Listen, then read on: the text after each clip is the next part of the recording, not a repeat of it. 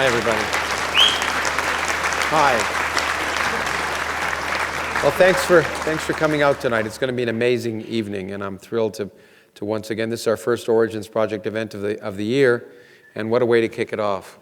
I was trying to think of how to introduce Dr. William Perry, and I figured I'd rely on some others to begin. Some people with some credibility.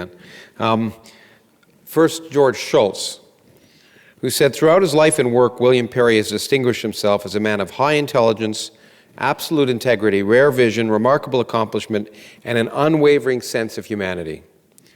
Bill's engagement in the issue of nuclear security began in the mid-1940s when, as a soldier in the U.S. Army of Occupation in Japan, he witnessed the massive devastation in the aftermath of World War II. Following his service in Japan, he became a high-level national security advisor to the U.S. government and participated in the development of reconnaissance technology that could detect Cold War nuclear threats.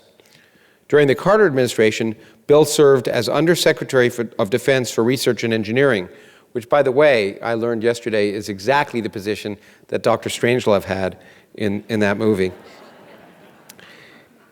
He worked to shore up deterrence of the Soviet Union by offsetting their numerical advantage in conventional forces through the development of stealth and other force-multiplying high-technology systems still in effective use today by our military.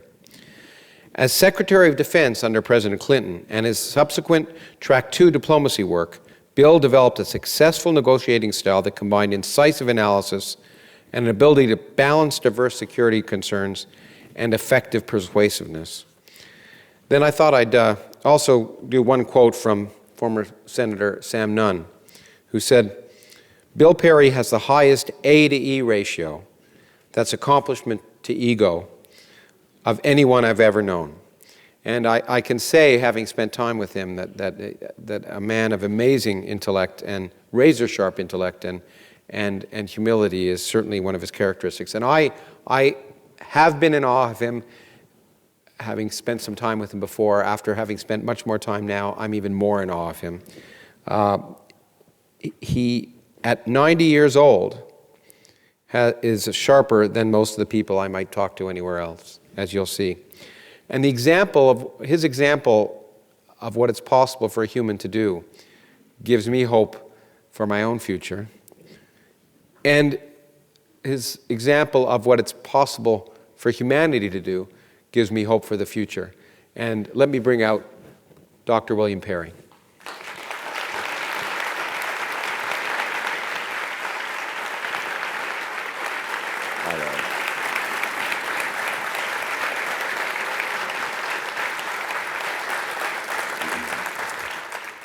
Now, I should say, by the way, so that they know that you're not just the kind of guy who sits down and watches TV. That you just came back from a trip to Moscow, which I think is your 35th trip to Moscow. My 35th trip to Russia. Yeah, you witnessed a launch this time, but happily it wasn't the launch of nuclear weapons. What was it the launch of? The Russian translation of my book. Yes, exactly. So that was a good thing. And I should say, by the way, that Dr. Perry flew here in spite of having just come down yesterday with bronchitis. So he's a trooper in every way. You may lose my voice before this evening's over, so I apologize for that. And if we need to take a break for that, as I've told Dr. Perry, that we certainly will. Let's begin. Let's begin with you having a little drink. Yeah, because that'll probably be a good idea. It's coffee, not something special, just so you're aware. This is not Jackie Gleason. Okay. Let's begin with a nightmare, shall we? Let's do it. Yeah, okay. Let's go up here and begin with your nightmare.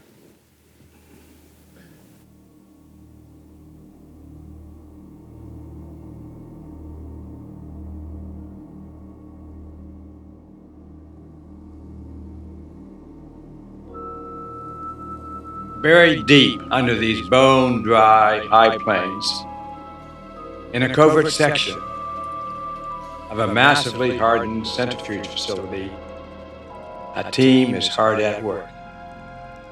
They are members of a breakaway faction of the country's security forces, and they are busy enriching 40 kilograms of uranium. By July 3rd, they achieve their target of 90% enrichment, and then transfer the uranium to a nearby secret lab, where another team of technicians assembles it into a crude nuclear bomb. On August 31, they finished their work. They put the bomb in a packing crate labeled agricultural equipment and transported it to a nearby airfield where it is stored in a warehouse. 2 weeks later, it is removed and loaded onto an aircraft with civilian air cargo markings. It flies to Dubai, where the crate is transferred, along with other goods and equipment, to a global air transport freighter. Destination? Washington, D.C. The plane lands at Washington Dulles International Airport at 2:47 a.m. on September the 15th. By late afternoon, the crate is delivered to a warehouse in the southeast part of the district.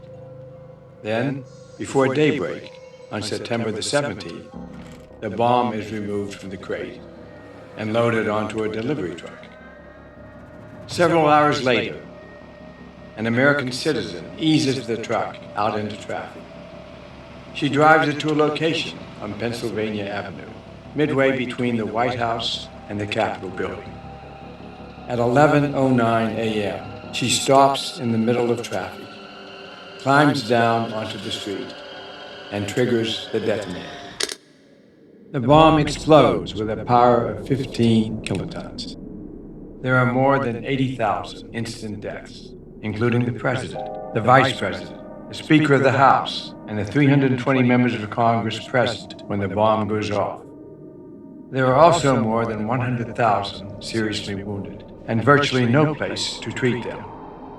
Telecommunication facilities throughout the greater Washington area have gone down. Soon, cable news is broadcasting scenes of vast devastation from the Capitol. A short time later, all major news outlets report receiving an identical message. The message claims that 5 more bombs are hidden in 5 different cities across the country. It says one of these bombs will be set off each week for the next 5 weeks, unless all American troops based overseas are ordered to return immediately to the U.S. homeland. The nation is hurled into panic. Everything begins shutting down. Within a half hour, the stock market drops more than 70% before trading is halted. From coast to coast, masses of people begin to stream out of cities, no matter their size or location. There is widespread gridlock. Cell phone systems are soon overwhelmed, and calls cannot go through. Internet access is impossible in many regions, and the nation is now in a constitutional crisis. By succession, the Senate President pro tem is now the country's president. But he is being treated for pancreatic cancer far from the Capitol at the Mayo Clinic.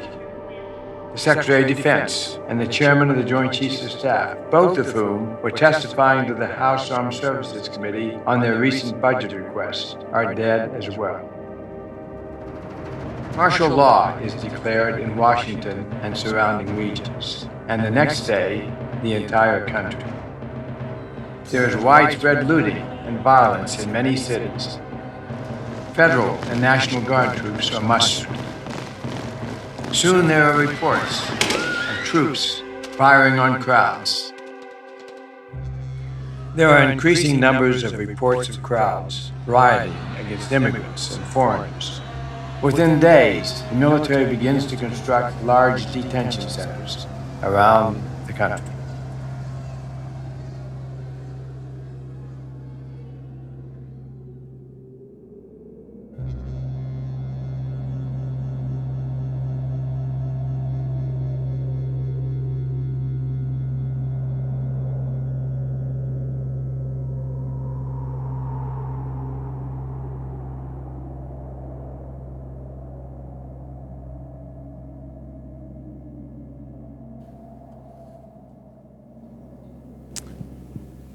Well, we thought we'd begin an upbeat note, but there's a reason. Well, let me read another quote, the quote that was actually on the cover of the poster and I think your programs, where you said, "Today the danger of some sort of nuclear catastrophe is greater than it was during the Cold War, and most people are blissfully unaware of this danger. So why scare people? Because this scenario you saw, as shocking as it is a very real scenario. It could happen tomorrow. In my book, I actually cover 4 nuclear nightmares. The second one being the possibility of a regional nuclear war between Pakistan and India, for example. The possibility of a war by accident, responding falsely to a false alarm. And the possibility of a war by political miscalculation, such as we almost had during the Cuban Missile Crisis. So those are all very real. They're all facing us. But they all have one thing in common, which is we don't understand it. And because we don't understand it, we're not taking the political actions we could to prevent them. So these are not natural disasters. They're man-made disasters, and they are preventable, but we're not doing what we should do to prevent them. So I'm trying to sound the alarm, not just to scare people, but to get them interested in taking the actions which lower their probability. I think that's very important. As I mentioned, the bulletin unveils the doomsday clock, and I've been privileged to be part of that for the last 10 years or so, 12 or so. And I get a lot of pushback saying, why are you scientists trying to just scare people? I don't know if you've noticed it. I've certainly noticed, and I think it's because we have a generation of young people, and not so young people, who've grown up without the apparent threat of nuclear war, that people my age remember when Americans were going under their desks with, and people had fallout shelters, and there was real concern about these issues. But for many, they seem complacent because for more than 70 years, none have been used. And I don't know if you find this, but when I write about nuclear weapons, which I do, there just seems to be not much concern among the public. When I published my book, as I said, it's more likely, we're more susceptible to a nuclear catastrophe today than during the Cold War. It was a shocking statement. Yeah. Since then, in fact, just recently, the Bulletin of Atomic Scientists has moved their doomsday clock up to 2 minutes before midnight. That's the closest to midnight it has ever been. And there was only a relatively small number of years in the Cold War when it got that close. I would say more than 90% of the Cold years, it was farther away than that. And I have to say that I think your statements, I know certainly affected me when I was thinking about the doomsday clock level. The fact that, and it was probably the biggest surprise that most journalists who I've talked to and my colleagues have talked to, who said, how can you say that we're at a dangerous time? And you know, I suppose we'll certainly talk about that as we go on. And so I think there's a need, and I think at the end of the program we'll talk about what we can do to try and address that need, to educate people on the issues, because one of the reasons you're doing what you're doing, why the Bulletin is doing what it's doing, is to try and get the public involved, because historically, and of course you have much more historical perspective than I do, if you look at when governments have moved to control nuclear weapons, it's often been because of public pressure. Yeah. The Non-Proliferation Treaty, worries about testing of nuclear weapons in the atmosphere, and so the public has to lead here rather than and as a person who was in government, it would be interesting for me to know if there's that perception when you were in government, when decisions were made about how the public would respond. Yeah, well, I lived all through the Cold War. I'm a child of the Cold War. My first job after I left college occurred the same week as the North Koreans entered South Korea and the Korean War started. So the Cold War started the same time my career started. And some of my experiences, for example, being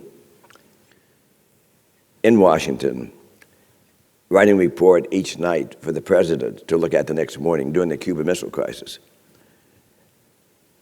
At that time, I thought each day I went into the analysis center would be my last day on Earth. So the Cold War was very personal, very real to me. And when it finally ended in the late 90s, in the early part of the last decade of the century, I mean, a huge sigh of relief, and I think everybody did. And we're just reluctant to pick it up again. We were reluctant to understand that those dangers have not only come back, but they come back with some features we didn't have during the Cold War. We didn't have a nuclear terrorist threat during the Cold War. We didn't have a possibility of a Pakistan-India nuclear war during the Cold War. So there are many, many new dangers beyond the ones we faced during the Cold War. And with the increasing hostility between the United States and Russia, which I had a first-hand chance to sense last week when I was in Russia, even that part is coming back again in a very serious way. We've got to do something about that. Well, let's go back from some historical perspective. And one of the things, and by the way, I'm going to be periodically quoting you, and I am going to be quoting from your book, My Journey at the Nuclear Brink, which we will be selling outside afterwards for those who want to get signed. But it's if you want a Russian copy of the book, we have those too. Yeah. Okay. Great. At a discount, I assume. But in any case. So, there's a series of amazing discussions in here, and it's a wonderful read and a sobering read. But I want to go back. I mean, throughout your professional career, you've experienced firsthand and been part of, in some sense, the arms race, which has gone from both sides. And what is interesting in the current times, we hear about the need to modernize our nuclear weapons fleet. We hear about the need to counter Russia. We hear about all these needs, and it's not new. We heard about in the 1960s. I think Kennedy during his campaign, the missile gap was a big factor. Then the window of vulnerability, which was was that during the Carter administration? Yes, I've had to deal with that. Yeah, where people use these things to always somehow say we don't have enough nuclear weapons, and I want to read a quote from you here where it says. And this was actually during the Carter administration, around the time of SALT II, which wasn't approved at the time. In spite of the hopeful appearance of bilateral arms control and reduction talks between the United States and the USSR at this point in the Cold War, when I look back on those years, I see a historically all too familiar, irrational, impassioned thinking, a thinking that has led to wars throughout human history, and a thinking in the nuclear age more dangerous than ever. This thinking drove the frenzied debates on nuclear strategy, drove the huge additions in destructiveness we made in our nuclear forces, and brought us to the brink of blundering into nuclear war. It was a colossal failure of imagination not to see where this was leading. Even before the nuclear arms buildups of the 1970s and 1980s, our nuclear forces were more than enough to blow up the world. Our deterrent forces were fearsome enough to deter any rational leader. Yet we obsessively claimed inadequacies in our nuclear forces. We fantasized about a window of vulnerability. Both governments, ours and that of the Soviet Union, spread fear among their peoples. We acted as if the world had not changed with the emergence of the nuclear age, the age in which the world had changed as never before. And so maybe you could take us through some of this arms race, and we're experiencing a new arms race right now. We are. And what's the rationale is always somehow a combination of ignorance and fear of what the other side is doing, and the need for parity, even if there's no need for parity. Yeah.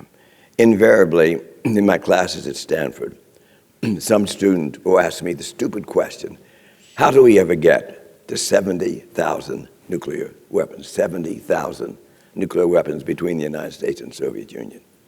And so I've had to think about that. I've had to answer that question. And the answer is, we believed that the Soviet Union was planning to conduct a surprise attack on us.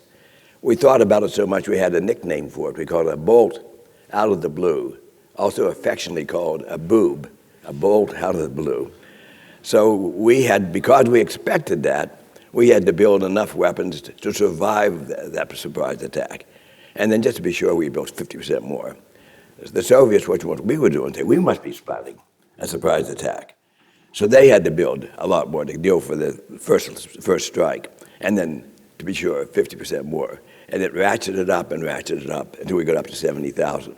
It's an absurd and obscene number. It had nothing to do with the deterrence. It had to do with our mindset at the time. What I fear is I see that same mindset today, and we're off to a new nuclear arms race, like the one we had in the Cold War. It probably will be more in quality than in quantity.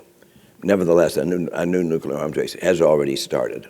And we'll talk about that. There's the $1 trillion that we may spend on $1.2 trillion, the number, whatever it is a huge number.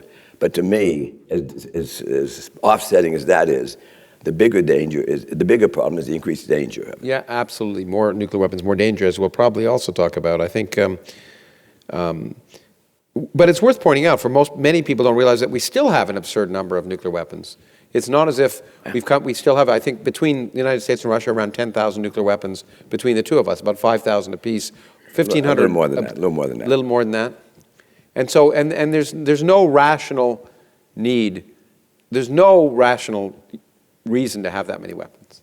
During President Obama's last 2 years in office, he put out a floater that he was going to arbitrarily cut our deployed nuclear forces from 1,500 to 1,000.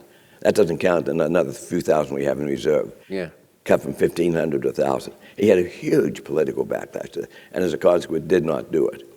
But there's no rationale, no logical view of deterrence which says you need even 1,000 nuclear weapons.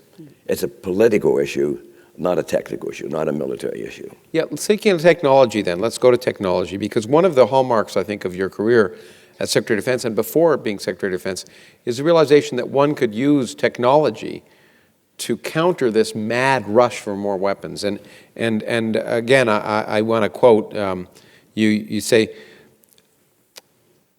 technology that allows us to understand what the other side is doing can help us get a way forward. You say better knowledge of the nuclear threat constrained worst-case threat assessments and their likely effect of increasing the scope and pace of the arms race. And better knowledge might lead to greater cooperation in the future as the enormous expense of the arms race, especially a blind one, would curtail both powers. Necessity was truly the mother of invention in the case of Cold War reconnaissance technology and led to remarkable ingenuity and intelligence successes. So this led to, I think, the strategy that you call the offset strategy, and maybe you can describe what that was. Well, the first part of that, which is building better reconnaissance systems, so we better understood what was happening behind the Iron Curtain, what was happening in the Soviet Union. That was successful technically, but not politically, because in spite of that, we still went ahead and built 70,000 nuclear weapons. But the other part of it was improving our conventional nuclear forces, using the then emerging digital technology to make step-order improvements in the capability of our conventional forces. The reason that was so important was at that time in history, we had several 100,000 of our army in Germany, presumably prepared for an attack, an onslaught from the Red Army. But they were outnumbered about 3 to 1. So the way we offset that inferiority of numbers is we gave them tactical nuclear weapons with the authority to use those nuclear weapons in Germany if the Soviet Union attacked. That was our plan back in the 70s, to use nuclear weapons in Germany to stop a conventional assault from the Red Army. That was the plan. So what we were doing on the conventional forces during the time I was Undersecretary for Research and Engineering was bring this new digital technology to make a step, an order of magnitude improvement in the capability of our tactical weapons so that we could get away from that dependence on nuclear weapons. And we succeeded in doing that. And in fact, shortly after that, we not only dropped that policy, but we took our tactical nuclear weapons out of Europe. We still have some nuclear bombs in Europe, but the tactical weapons, the artillery pieces and the mines and so on, have all been since disassembled. So, I mean, the lesson is technology. Some people worry about the technology that brought us nuclear weapons, but technology, if used intelligently, can make us safer in other ways. In that case, it did, yes. But at the same time, there's a question, I think, of which is relevant for the meeting we're having here, and it's of interest. So many people may not know you're a scientist. You have a PhD in mathematics, and interestingly, you left Sylvania, where you were director of research. I was director of the laboratories. Because at the time they were using analog technologies, and you felt digital was the way to go. And I thought it was interesting. You talked about your managers and how the bureaucrats and how frustrating it was. And you said this syndrome, which I call the liability of leadership, appears every time a disruptive new technology is introduced. Mm-hmm. So the question I have, in some sense, is in this context, we are having many disruptive new technologies, not just cyber technologies, right, but AI, which is one of the things we're talking about, and autonomous weapons. Do we have a liability of leadership with regard to those new technologies? What do we need to do to catch up to try and think about how to deal with those things, which is really the content of the meeting we're having today? I don't think we do have, in that case, a liability of leadership. We have every reason to believe that Chinese are putting a huge effort in artificial intelligence, for example. All of the evidence we have suggests that. A tremendous amount of money. And it's been a tremendous amount of money. We don't have any reason to be timid about that. If we decide to compete, we can compete. And I think we are. But in this case at least, we do not have the leadership already firmly in our pocket. What we have to do is have the determination to move forward intelligently and carefully. But all of these technologies have two things in common. One, they can do great good. In fact, the scientist C.P. Snow said something which I thought was very. He said, technology is a great thing. With one hand, it gives you great gifts. And with the other hand, it stabs you in the back. So that's what we have to be prepared for as we pursue these technologies. It's easy to get stabbed in the back because these technologies really are two-edged swords. Exactly, and I think, as I've often said here, the other scientist, Louis Pasteur, said fortune favors the prepared mind. And it's important to not put your head in the sand and realize what the problems are, and one of the reasons we're having this meeting. But one of the things that has come up in the meeting is that it's true that AI technology and autonomous technologies are growing by leaps and bounds.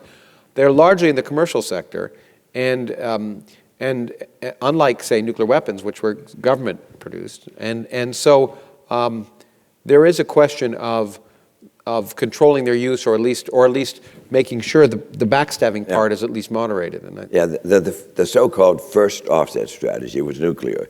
It was when President Eisenhower decided he was not going to match the Red Army, gun for gun, tank for tank, plane for plane, but he was going to solve that by putting tactical nuclear weapons in Germany. That was the first offset strategy. That was the one we overturned. Well, what came to be called the second offset strategy was to introduce the newly emerging digital technology into our conventional forces, so we did not need to depend on nuclear weapons. When Ash Carter was the Secretary of Defense, it's our last Secretary of Defense before Secretary Mattis, he put a big emphasis on what he called the third offset strategy. How do you use AI and other related new technologies? And that's a work in process. It's too early to predict how that's going to turn out. Speaking of technology, and science, it is heartening to me and interesting to me that you're a scientist. And I was asking this earlier, but as a man of science and technology in government, at a high level of government, in political office, at some level of political office, what tools did that provide you to deal with the problems at hand that may have given you an advantage over others? Well, my PhD thesis was on partial differential equations. And I have to tell you that during the period I was Secretary of Defense, I never solved any partial differential equations. But I do believe, and I've always believed, that the analytical process, the critical way of looking at problems, the critical way of looking at what is rigorous thinking versus woolly thinking, which just comes naturally with any of the sciences, served me in very great stead. I had the reputation, I think the deserved reputation, that I could not be snowed when I was Secretary of Defense. Somebody came in to tell me a bill of goods, he had to have his facts right. And I think that training in science, whether it's physics or mathematics or chemistry or whatever, would be useful to anybody in that job. It's not that he uses the tools of the science, but he uses the way of thinking. The scientific process, critical thinking, skepticism, estimation. The F equal MA way of thinking, right. Exactly, and it's I think it would be wonderful if that was shared. You don't have to be a scientist to have the way of thinking. You don't have to. If we teach science correctly. And one of the things I say to science students, many of whom say, should I go into physics? Because I have a career in physics. And most people who take physics or chemistry or biology don't necessarily become physicists, chemists, or biologists. But that training is great for any career because of that critical thinking. People think of science as again, I've said, I think in this stage and others, as a bunch of facts. It's not a bunch of facts. It's a process for deriving facts and telling the difference between facts and nonsense. And the way of thinking which understands what a proof is, what objective, careful thinking is. Okay, but now let's go back to this, the Madison, and in some sense this third offset strategy, which is smart weapons. Because I thought it was interesting that in your book. I did want to interrupt at sure. one point. You can interrupt me anytime you want. I would give my students a very difficult, real-life problem. I'd take the historical facts as they existed at that point and then project them a month or two or three forward. Maybe it was about the Korean conflict, I'd project them into the Korean War or whatever. And then I'd arrive at a scenario and said, now you're the Secretary of Defense or the National Security Advisor, and you have to make a recommendation to the President. Which of these two courses do you want to take? And I gave them enough facts so they could make a calculation of probabilities and expected value and so on, just like a scientist would do. Yeah. But I was careful to always make the calculations so close that the numerical calculation was so close that could not be the basis for judgment. So they had to take account of the qualitative factors. The qualitative factors as well as the quantitative. If they did not take account of the qualitative factors, they did not pass the exam. Oh, interesting. Yeah. Wow. Oh, that's a great course. So quantitative thinking is very important. It's not the whole answer. It's not the whole thing, but without the quantitative thing, you can't. The qualitative thing become that unless you have the facts. It's hard to make a rational decision. But you early on talked about, I guess, about battlefield advantages and novel technological offset strategies. And you said something like, success ultimately depended on three interrelated components: a new family of intelligence sensors that we could identify and locate in real time all enemy forces in the battle area, a new family of munitions that could strike those targets with great precision, that is, smart weapons, and a new way of designing attacking aircraft. I want to come back. I don't want to leave this completely still. Smart weapons are continuing to get smarter. Yeah. And some people want them to be so smart that humans don't have to tell them what to do. That's an issue that we've been talking about. What's your opinion about that? I have a strong opinion about that, is that as much as I'm in favor of applying all the science we can, all the technology we can to these issues, I am no way convinced that the human thinking and human judgment is yet able to be replaced by machines. And so we have today, and I've used them extensively, something called drones, or more correctly, remotely piloted vehicles. They're not autonomous, really. There's a pilot, not in the drone, but sitting on the ground somewhere. And that pilot is the one who finally makes the decision of what to do. Mm-hmm. If you've made that drone autonomous, then you're giving the drone computer the right to make that decision. That's a huge step forward. In my humble judgment, we're not to that point yet. We may never get to that point. We're certainly not there yet. When you say we're not there, should we be there? Should we? You think it would? I'm not persuaded we can be. Yeah. But I'm open to looking at what's being done here, but I haven't seen anything yet that said to me that we're there yet. So I'm not sure we'll ever get there. Okay, from smart weapons, let's go to dumb weapons. Okay. And I want to go to missile defense, which is, in my opinion, probably the biggest waste of money that this country, well, it's hard to know if it's the biggest waste of money this country's ever invested in, but one of the biggest. And I was pleased to see that even early on, as a scientist, you said this, and this was very early in your career when people were talking about building missile defense systems. My calculations, which were meant to establish the plausibility of a defensive system against a nuclear attack, instead taught me that there is no acceptable defense against the destructive power of mass nuclear attack. The only meaningful defense is to protect the attack from happening. I concluded that our priority should not be on pouring resources into a futile defense from nuclear attack, but on preventing that attack. The fundamental realization has served as a guiding principle throughout my long career in defense. I stand by that statement exactly. Today, you read about people criticizing our ballistic missile defense system because it failed this test or it failed that test.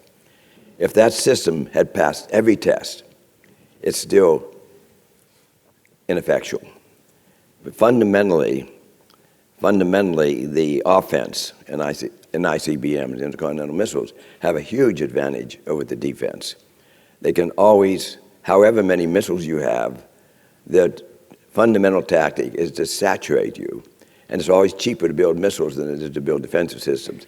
More fundamentally, you can create artificial missiles through something called decoys. which are very, very hard to detect. In particular, a ballistic missile defense system which operates in the outer space instead of when the missile comes back in the atmosphere is particularly susceptible to those. And that's the kind of system we're building. And the kind of system, as far as I know, we've never tested against a realistic incoming missile with decoys. As far as I know. Now, maybe you know differently, but none of the published tests always have been against a missile, but not with 1,000 or 100. You see, in space, as you're pointing out, maybe people didn't realize that, but a balloon in space looks just like a missile because there's no air.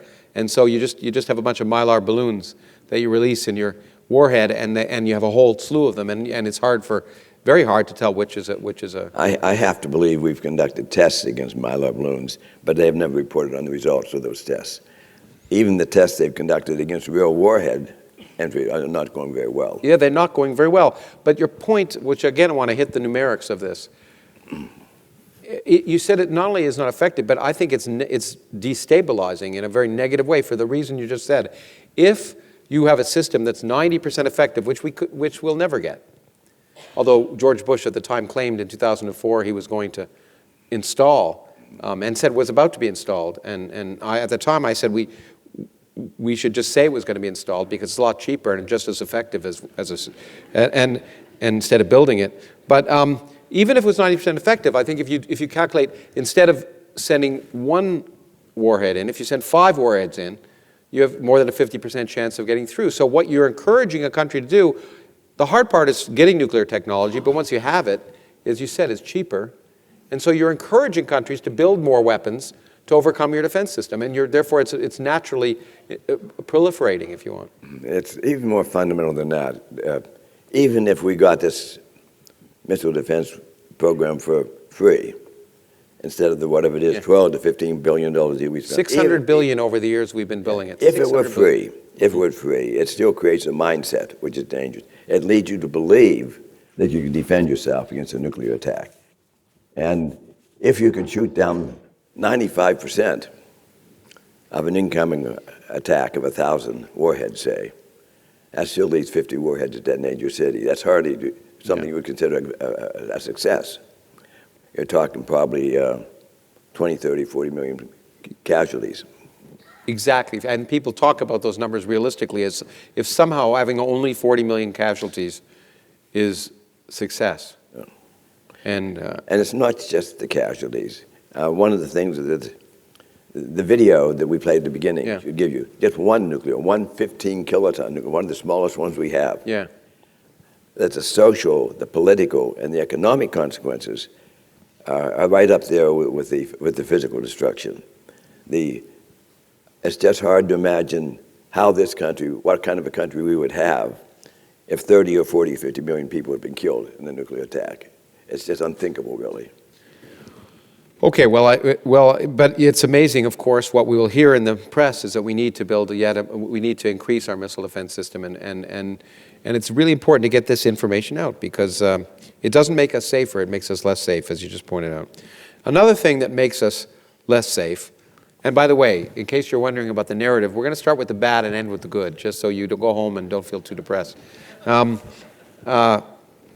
is the nuclear alert process. The fact that we still maintain, and maybe there's a renewed Cold War, but in even without after the Cold War, we still maintain many weapons on high alert status, and this means that the president has to make a decision in minutes, because intercontinental ballistic missiles can once they're launched, you're talking 30 minutes or so before impact. So someone has to, if potentially presented with a false alert, which, by the way, you were woken up 3 in the morning once, one of those famous 3 in the morning. The reason I call these videos my nuclear nightmares is I actually had a nuclear nightmare once. Yeah, talk about it. Way back when I was the Undersecretary of Defense, back in the late 70s, when I got a call at 3 in the morning, and I sleepily picked up the telephone, the voice on the other end identified himself as the watch officer at the North American Air Defense Command. And the first thing he said to me was, my computer is showing 200 ICBMs on the way from the Soviet Union to the United States. I tell you, if you want to wake up in a hurry, get a phone call like that. He quickly, happily explained to me he had concluded it was a false alarm. my first thought, why in the world is he calling me? I was the Undersecretary of Defense for Research and Engineering. I wasn't in the chain of command then. And he was calling me because he wanted to know what to tell the president the next morning when he briefed him on the fact that there had been this false alert. I could not figure that out over the phone. It took us 3 days to figure out what had happened, which is when the shift changed that night, the new computer operator, instead of putting the computer's operating tape in, put in a training tape. And the training tape was simulating a very realistic attack scenario. Well, we finally figured that out. The question, though, in my mind, then and always, is what if? What if there had been a different watch officer that night? And he had actually called the president, and woken him at 3 in the morning, and told the president, you have 7, 8, whatever it is, minutes to decide whether to launch your ICBMs before they're destroyed in their silos. What would the president do? I don't have the answer to that. Nobody can guess what a president would do. I do not like the system which confronts a president, any president, even a rational, wealth-considered, experienced president. I don't want any president to have to make that decision. So this is something I've been campaigning against. There are a few bills in Congress now which will not pass, but I like the spirit anyway of trying to create a bill which prevents any one person, the president, from making a first strike with nuclear weapons. He has authorized to respond to a strike, but he cannot make a first strike. I have campaigned unsuccessfully for several years now to have our deterrent forces consist only of submarine and airborne, not ICBMs, because it's only the ICBMs that are subject to that problem. They're in fixed locations. Everybody knows where they are. Mm-hmm.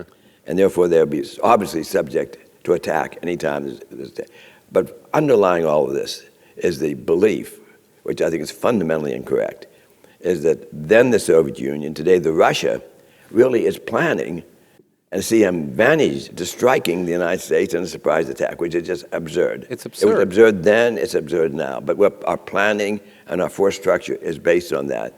And one of the things it does, it opens us up to the possibility, I meant a remote possibility, but the possibility of accidentally starting a nuclear war which ends our civilization. This happened, by the way, once in Russia, too, that we know about. Exactly. I've nominated that I man commend for to your Nobel attention Prize. a movie called The Man Who Saved the World, which is a documentary on the time the Russian watch officer got that same kind of an alert.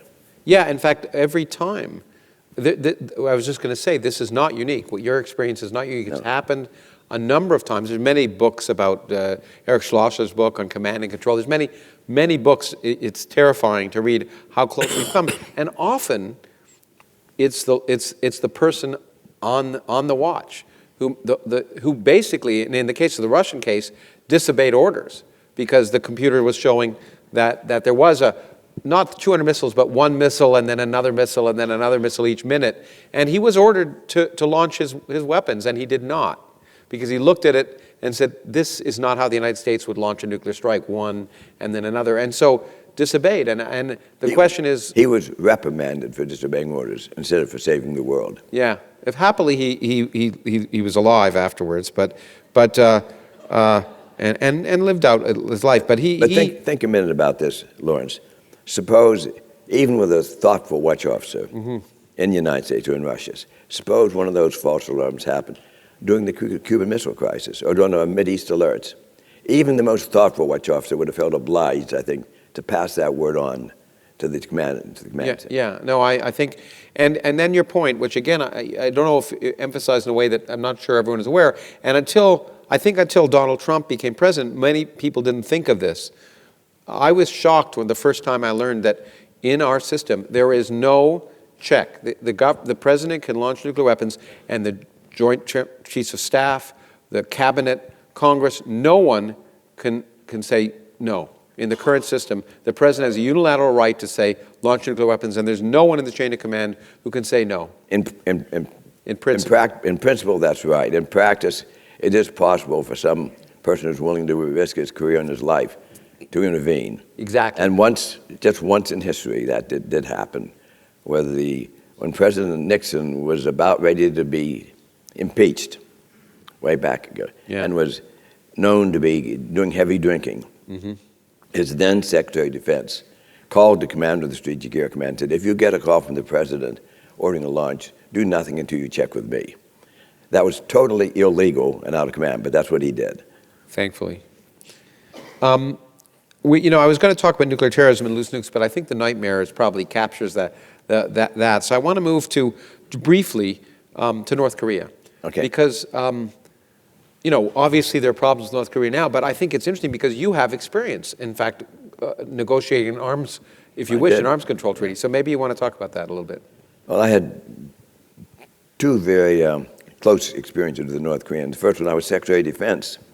The first crisis I had as Secretary of Defense was North Korea and the nuclear weapons. And we almost went to a war with Korea over that time. We managed to work that out through a diplomatic agreement which came to be called the Agreed Framework, which had the effect of delaying the nuclear program about 10 years, but did not have the effect of dissuading them from getting nuclear weapons. In 1999, I was now out of office, happily at Stanford, enjoying life. I get a call from the president who asked me to come temporarily back in the government on a half-time basis to negotiate with North Korea because they were up to something again. This time, instead of nuclear weapons, they were firing long-range missiles, ICBMs. And he believed, and I believe, that nobody builds an ICBM unless they have a plan for putting a nuclear weapon on the head of it. It doesn't make any military sense at all. So we took that as indirect evidence that they were still pursuing somehow a nuclear weapon. And in retrospect, we know that what they've been doing before was building plutonium to make a nuclear weapon, that what they were doing as a backup was processing uranium to make a nuclear weapon. We didn't know that at the time, but we inferred it from that. So I was sent over to Pyongyang to talk with the North Korean leadership, which I did. And we came, after 4 days of hard discussions, we came to an agreement. An agreement by which they gave up all of their nuclear weapon programs and all of their long-range missile programs. And we did a number of things to help them, and South Korea and Japan gave them some economic benefits. This agreement, I thought, was a good agreement. I thought it basically would have stopped that program. Kim Jong-il then sent his senior marshal back to Washington to meet with President Clinton to come to final agreement on it. And that happened in October of 2000. He stopped off at Stanford first to meet with me. An interesting digression here is that Kim Jong-il had asked him to ask me to give him a tour of Silicon Valley. They would think they would like to have something like Silicon Valley. Everybody wants a Silicon Valley. So I said, sure. I took him all around Silicon Valley. And as it happened, pure coincidence, it happened to be Fleet Week in San Francisco, which meant that the Navy had maybe 30 or 40 first-line ships in the San Francisco Bay, and airplanes flying over the bridge and under the bridge, and very exciting aircraft carriers under the bridge. And so as we crossed the Bay Bridge from Oakland to San Francisco on this tour, we had this huge show of the Navy. I'm sure to this day that the Marshal thought that was all for his benefit. It's a pure coincidence. We got back to Washington. He had a handshake agreement with the president, and they were set to sign an agreement within a month or so. A funny thing happened 3 weeks later, which is called an election. And in that election, President George W. Bush won the election, and shortly thereafter decided to can the discussions. And so for 2 years, there were no talks at all with the North Koreans, and the rest is history. So, yeah, and the rest I, to this day, believe that would have at least could have stopped the program completely. At least we'd be a hell of a lot better off than we are now.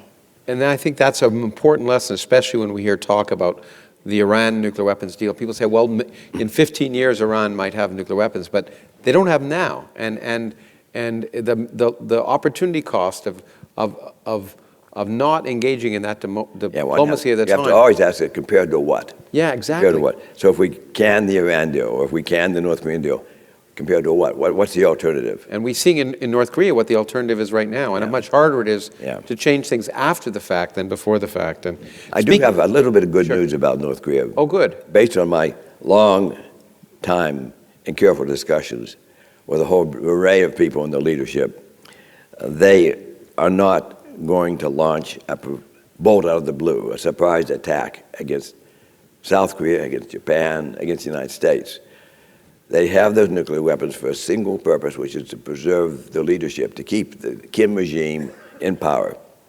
And all they have to do is fire one of those nuclear weapons in any of those countries, and they're toast, and they know that. They know that. So they're not going to do that, but it's still very, very dangerous, because we could, just like with Russia today, we could blunder into a war with them, a war by accident, a war by political miscalculation. That's what we need to be fearful of. Oh, yeah. No, and in fact, we'll get there in a different way, I think.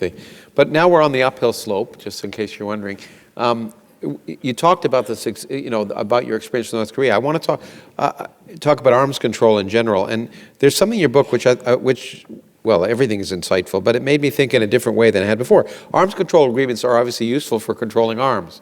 But you point out that there's another useful reason. You say, yes, a successful arms control agreement in 1977 could have put the brake on the arms race then underway, decreasing the cost of our weapons and the threat we pose to each other. That was SALT II, which didn't happen. But even more important, it would have engaged us in a dialogue with our deadly foe, given both sides a degree of transparency, and most critically, given us a context, a better understanding of our opponent, to inform the awesome decisions we were expected to make in a heartbeat. In my judgment, the context gained was far more important than the numerical arms reductions achieved. As long as the quantitative terms of a treaty do no harm, the treaty serves a larger purpose in giving us essential context. I think that I feel very strongly on that point, and I think it applies today as well. Let me just give you one simple example of it. When I got out of office as the Undersecretary of Defense, which is 1981, I was, to my surprise, invited by the Soviet Union to come over for a conference on arms control. Mm-hmm. So, of course, I went. Yeah. And at that meeting, I met a dozen or so Russians, two of which became long-term colleagues of mine. And last week, when I was in Russia, I met with those two men again. And we were busy plotting and scheming how to get the United States and Russia back to an honest and serious dialogue again. But in between that time, when I became the Secretary of Defense, one of those two men became the Deputy Minister of Defense of Russia. We had a joint project to undertake, two joint projects actually. One of them was dismantling Cold War nuclear weapons. And during the time I was in office as the Secretary, we dismantled 8,000 nuclear weapons, 8,000 nuclear weapons, wow, in full cooperation with the Russians. And the fact that I had already established this bond of trust, that we had this bond of trust between us, meant that we were able to move immediately to start getting that done, instead of having to spend another 2 years or so sparring around to decide whether we could trust each other. Yeah. So that's a very important part of it. And today, there's some talk about not renewing the New START Treaty. Yeah. I don't think much of the New START Treaty. It's a very modest treaty. Mm-hmm. It reduces our force to 1,500 or so deployed nuclear weapons. But it has a vehicle that calls for dialogue, continuing dialogue between the United States. It's worth maintaining the treaty just for maintaining that dialogue. And I think it's worth stressing, I know it was an issue that came up in the Bulletin's discussions, that, and I don't know how long, you probably know this answer, this is the first time in at least my memory that there are no, as far as I know, no active arms control negotiations at the highest level between the United States and Russia. It's the first time in maybe 50 years, I don't know how far, maybe even longer. It goes back to the early 60s, yeah. So it's from your experience, this is really unique, the fact that we are not in dialogue. It's unique and it's crazy. It's really crazy. Speaking of crazy, we signed and ratified a non-proliferation treaty a long time ago under President Nixon. And you talk about diplomacy that you took part in, and you say, any meaningful success has to be at an international level, and most nations were not willing to take seriously the U.S. preaching to them that they did not need nuclear weapons when they saw the United States and Russia demonstrating that nuclear weapons were vital to their security.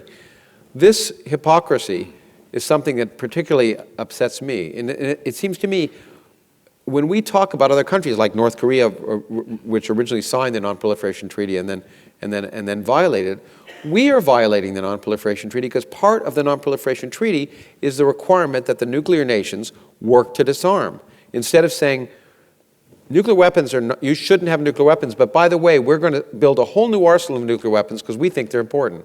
What message does that send? Well, this is more than hypocrisy. It is, I think, a violation of the treaty. The Yeah. treaty is very explicitly has the signatories who have nuclear weapons promising to work seriously towards the reduction of those nuclear Exactly. weapons.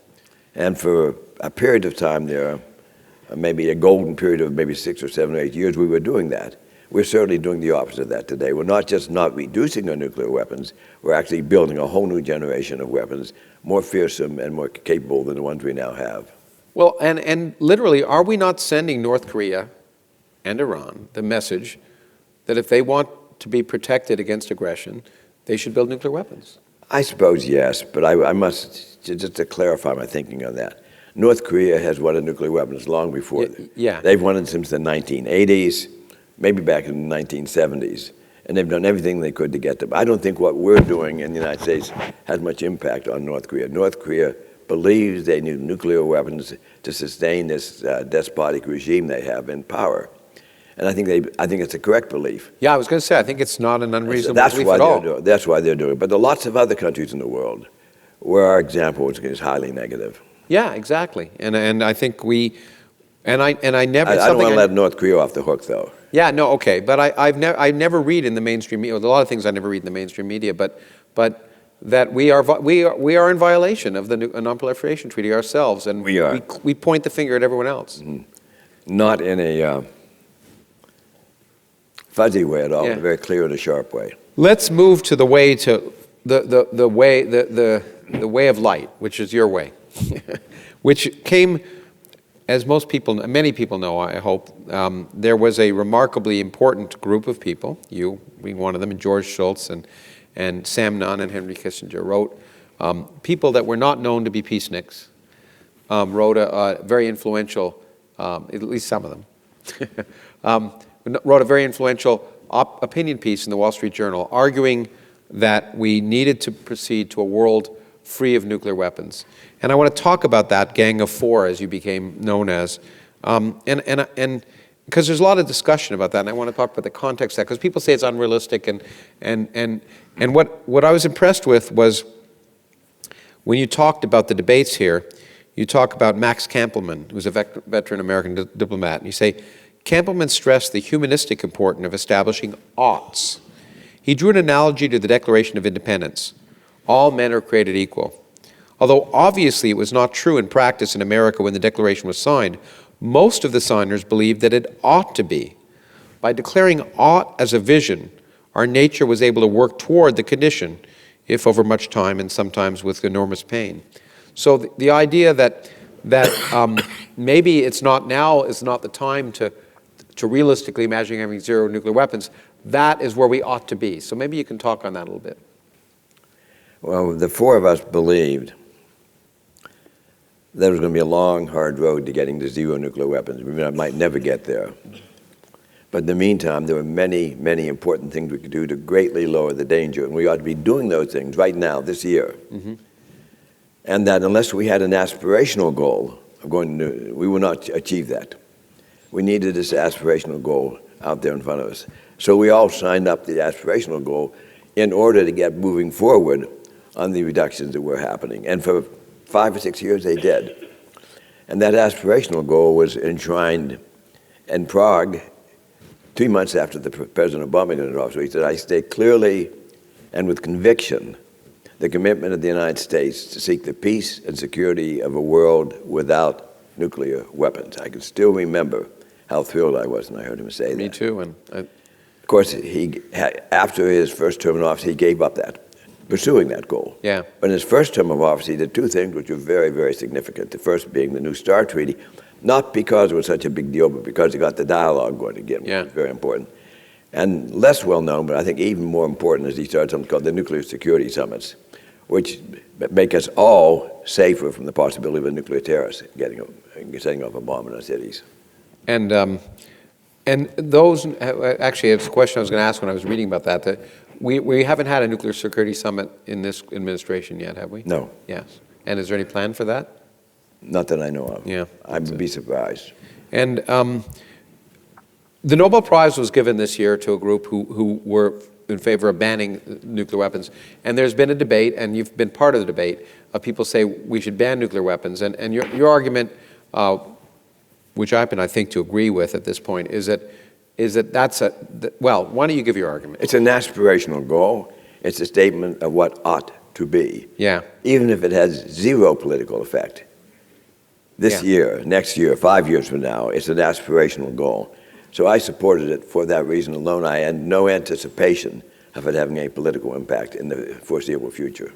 But it did. I mean, as I say, President Obama mentioned it in his speech in 2009. In 2010, importantly, I don't know if it's every 8 years, the Nuclear Posture Review. How often is it done? Is it every 8 years? Posture Review, whenever a new administration comes in. Whatever new administration. So in 2010, for the first time in the Nuclear Posture Review, President Obama released it, and it explicitly diminished the role of nuclear weapons in American military strategy, as you wrote. Compare that, and many of us are concerned because the new Nuclear Posture Review just came out, and it does precisely the opposite in an extreme sense. Maybe you can talk about that for a second. By the way, we're going over time, but I don't care. Okay. The Nuclear Posture Review has less to do with posture and policy than you might imagine. Okay. But it does reflect a state of mind. And we see that state of mind reflected, which is very negative with relative nuclear. It declares the importance and the emphasis of nuclear weapons in American policy, instead of working to back away from the emphasis of nuclear weapons on American policy. And it encourages the Soviet Union to do that, now Russia, not the Soviet Union, to do the same, although they've not needed much encouragement. Yeah, they're proceeding on their own on the same.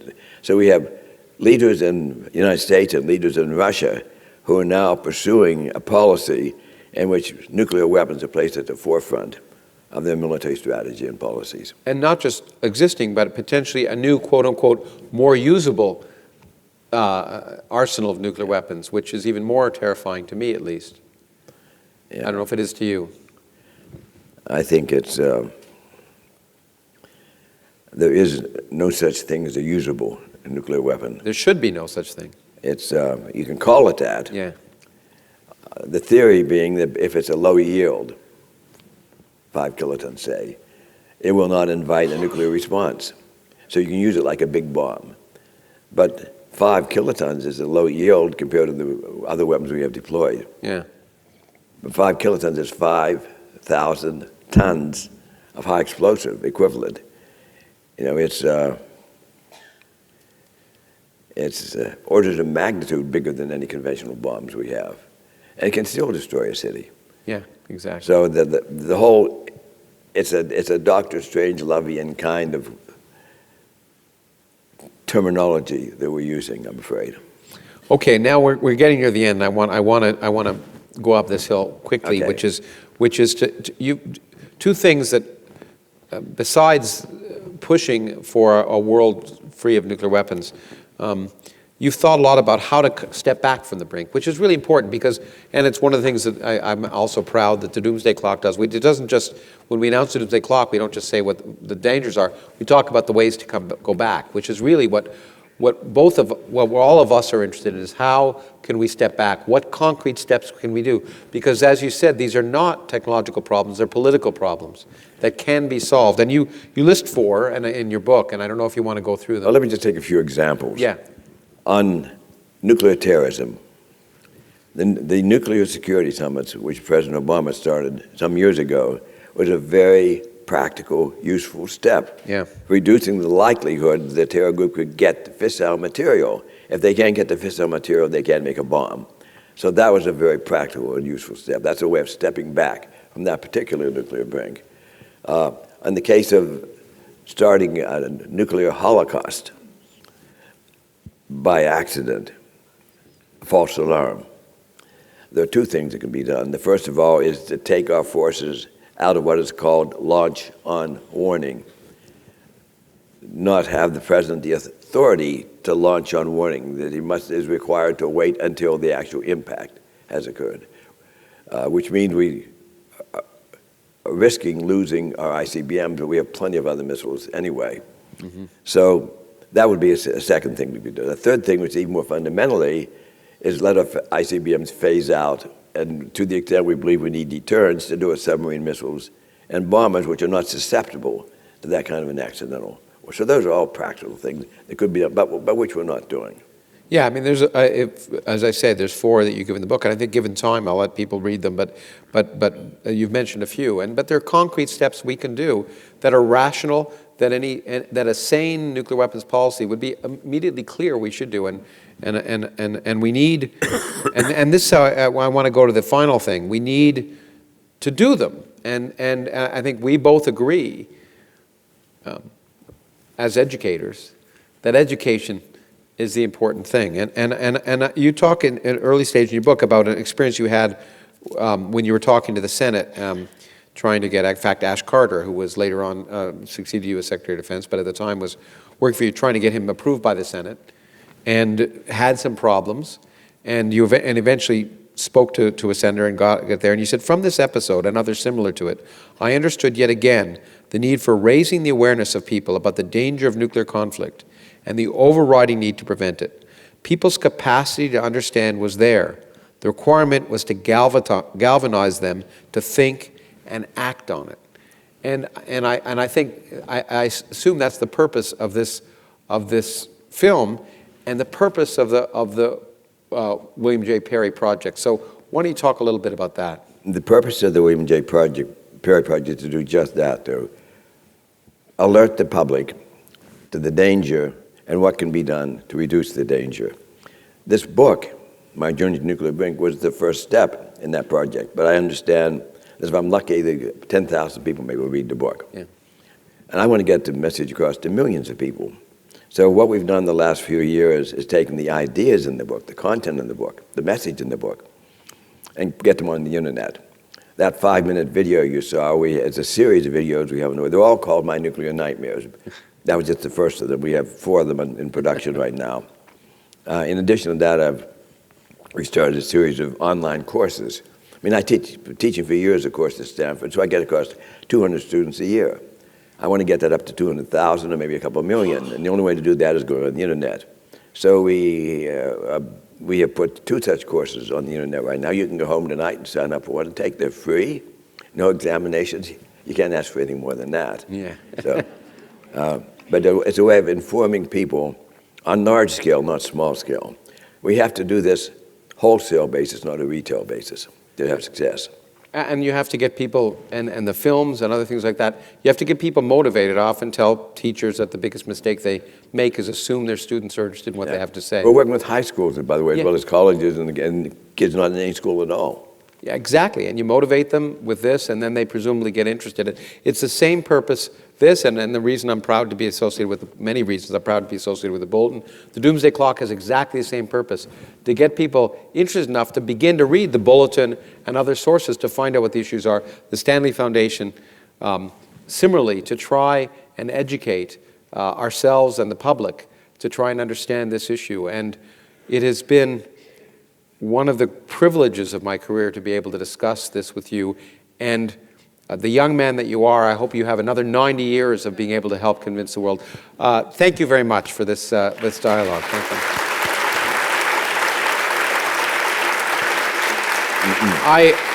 Lawrence, okay, sure. I want to end with one comment to this audience, which is, I have been asked many times why, at the age of 90, I continue to pursue this mission impossible. And I've got 11 reasons for doing that. They're my 11 grandchildren. I've promised myself that I'll do everything I can to see that they do not have to grow up, as I grew up, with the threat of a nuclear cloud hanging over my head all the time. That's my promise to myself.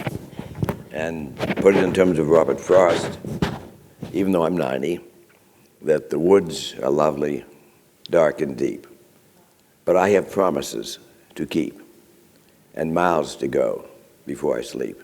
Thank you. I hope you have many, many, many miles to go before you. I couldn't say it better. Thank you. Amazing. Truly, truly amazing. And I thank you, and we thank you. And now As you are probably aware, if you come to these before, we're going to have an intermission. And during that intermission, you will, those of you who want to ask questions, will write them on the cards that are included in your program, and they'll be collected, and I'll go over them and we'll select some. Also, something I meant to say at the beginning, but you still have time for those Twitterizers out there. If you go to hashtag, it's hashtag Perry Krauss, is that right? I think that's the right order. Or is it Krauss Perry? Perry Krauss, hashtag Perry Krauss. If you get your, if you get those things in, we'll also have a chance to look over them, and we'll be back in a little while to answer your questions. So go out and take a rest, and we'll go back and take a rest too. Thanks again. Thanks.